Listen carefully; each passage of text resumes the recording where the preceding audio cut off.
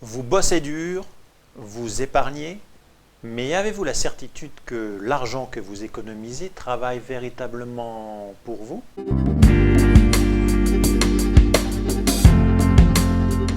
Bonjour, je suis Arnaud Trollon, conseiller en gestion de patrimoine libéral.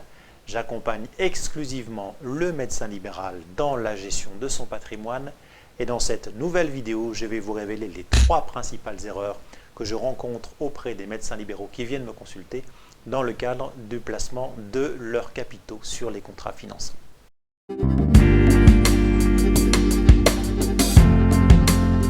Erreur numéro 1, la plus commune, placez votre argent sans avoir au préalable déterminé une stratégie patrimoniale globale.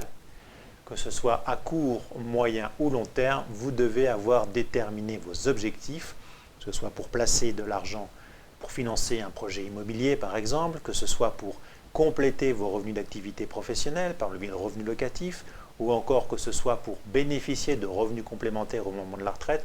Vous devez déterminer le plus tôt possible ces objectifs et seulement ensuite mettre en place des contrats financiers pour atteindre ces objectifs. Si vous n'avez ni le temps ni les compétences pour établir ce bilan patrimonial global, vous pouvez bien entendu contacter mon cabinet. Je suis là pour vous accompagner dans la plus grande transparence.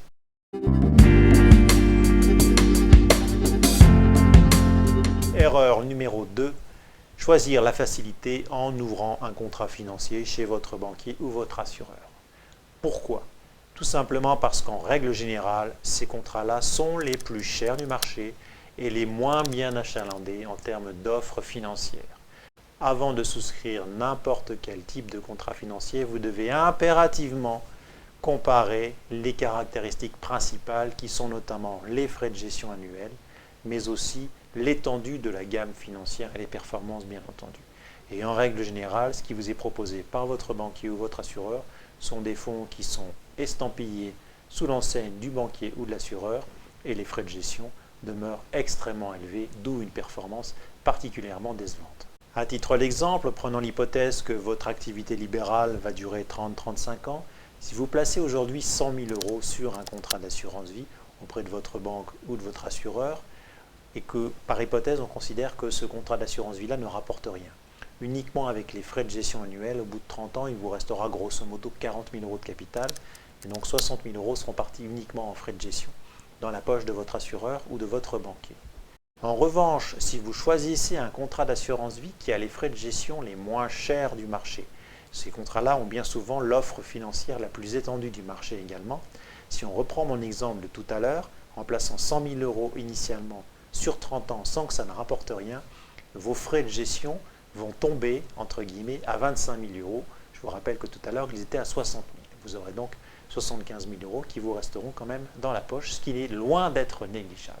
Là aussi, si vous n'avez ni le temps ni les compétences pour faire les recherches nécessaires pour trouver les contrats les moins onéreux du marché, mais qui offrent également la gamme financière la plus étendue, je vous invite à vous rapprocher de mon cabinet pour que nous puissions étudier en toute transparence ce qui correspond le mieux à vos besoins.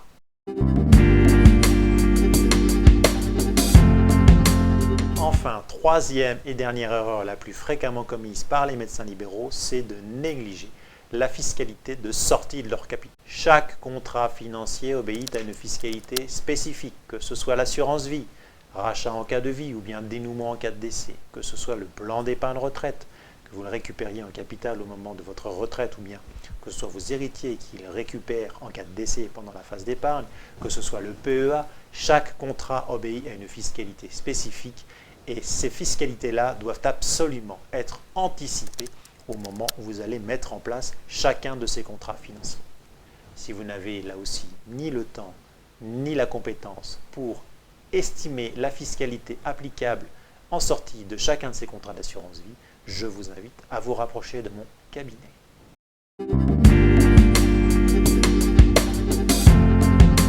Voilà, j'espère que cette vidéo vous aura été utile. Peut-être que certains d'entre vous ont commis une de ces 3 erreurs-là. Je vous invite à me laisser vos commentaires. Et puis, si jamais cette vidéo est censée intéresser d'autres de vos confrères, je vous invite à la partager et à la liker, bien entendu. Quant à moi, je reste à votre entière disposition et je vous dis à très bientôt pour une nouvelle vidéo.